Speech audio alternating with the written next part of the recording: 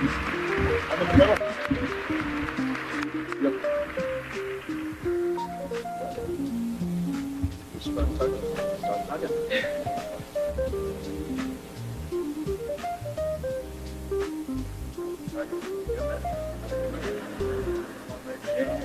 It's going.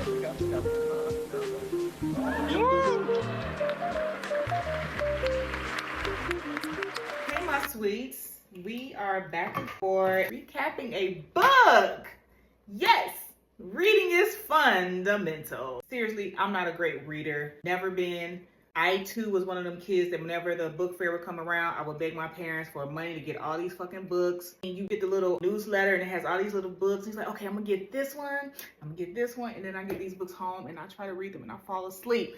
So for all of the book connoisseurs, book theologists who are very snooty and look down their nose at people who can't read, fuck you.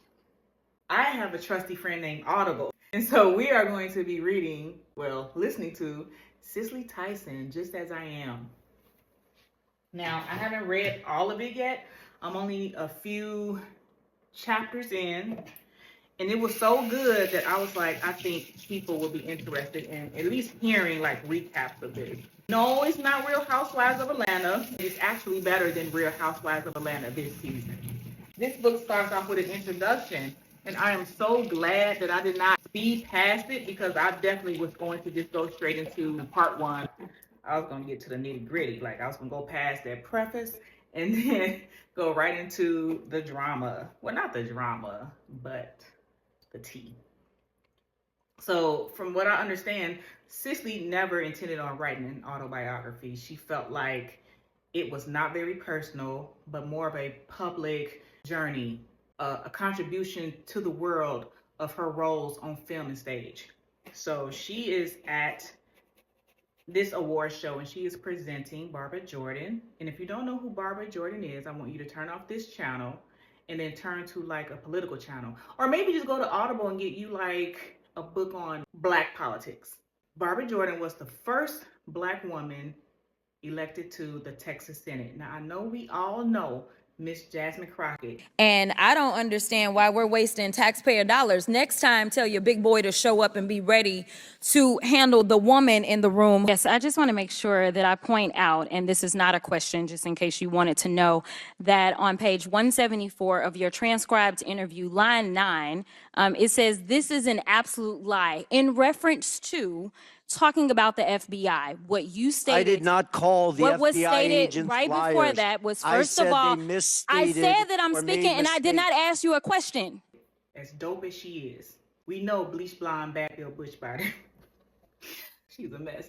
Love Jasmine Crockett. However, Barbara Jordan was the first Jasmine Crockett. So Miss Cicely is presenting Barbara Jordan with this award. And somewhere along the banter, she asked her, like, when are you going to write your autobiography? And Barbara Jordan says, well, when I have something to say. And so that phrase tickled Cicely so much because she's like, if a woman as accomplished as Barbara Jordan can speak in such a snazzy, jazzy way, then she's like, I can do that too. I'm that girl. Like, this was like the prime of her career. She's like, yes. So she took that phrase and she balled it up and she, tucked it into her wigs. And she pulled that phrase out when a reporter was doing an interview on her, asked her the same question, like, when are you going to write an autobiography? And so she's just like, oh, I got you. I'm gonna drop a bar. I've been waiting for somebody to ask me this when I got something to say. You know what I'm saying? So she was just giggling and just as giddy when she said this in the book. And it was just like, even her laugh has wisdom. She wanted traces of who she is reflected in every woman she's ever portrayed. The tenacity of Harriet Tubman, the quiet strength of Coretta Scott King, trembling fingers of Constantine from The Help, the determination of Carrie Watts in Bountiful. And when I looked up this movie, I realized that Keke Palmer is in this movie. So if you are a Keke fan, this is not just one of those days, Keke Palmer. This is way back in Killer the Bee. I know it's a killer, but you know Black folks.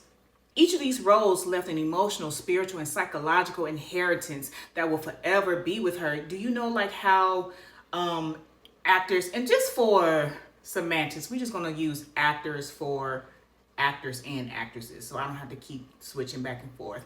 But sometimes actors get so embedded with the parts that they are playing by the characteristics of the character that they become that person. Like Damson Idris in Snowfall.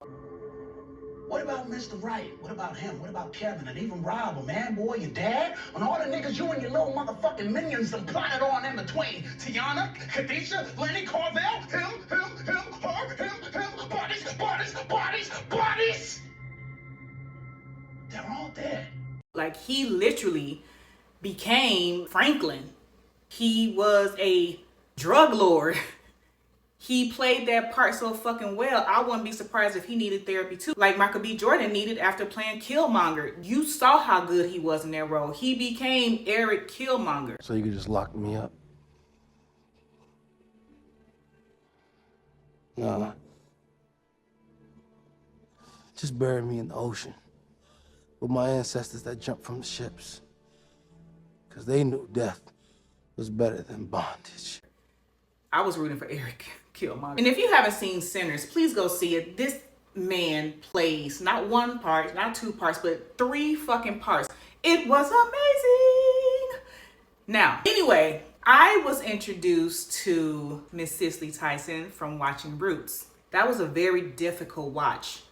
I wasn't even 10 when that drama came out. That was more like a trauma, because at that point, being as young as I was, it instilled in my brain just how white people treated us, the harshness, the brutality, their anger towards us, just how they can willy-nilly murder us, the lack of anything positive, and the tone of hate that is just like embedded in our DNA. Like, we carry those emotions with us.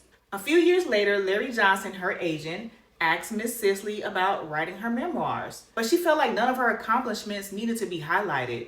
She didn't need to gaze upon her merits. So Larry then compares her to a Christmas tree, because a Christmas tree is adorned with garland, fake snow, and ornaments, and an angel. So he has all of these accomplishments that are on it, but no one really knows the roots.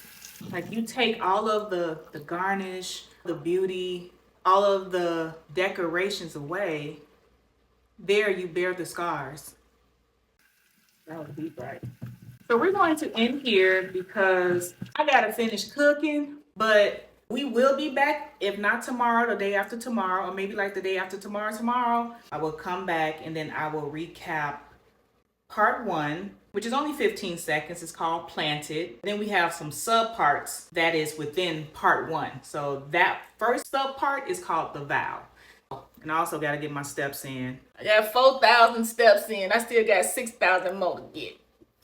Oh, I got 6,000 more steps. And it's 9 o'clock at night. Bye, sweets.